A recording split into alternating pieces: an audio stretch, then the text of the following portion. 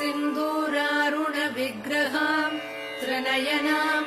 माणिक्यमौलिस्फुरत्तारानायकशेखराम् स्मितमुखीमापीनवक्षोरुहाम् पाणिभ्यामणिपूर्णरत्नचषकम्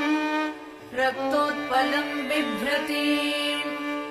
सौम्याम् रत्नघटस्थरक्तचरणाम् ध्यायेत्परामम्बिकाम् अरुणाम् करुणातरङ्गिताक्षीम्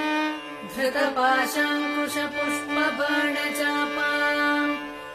अणिमादिभिरावृताम् मयूखैः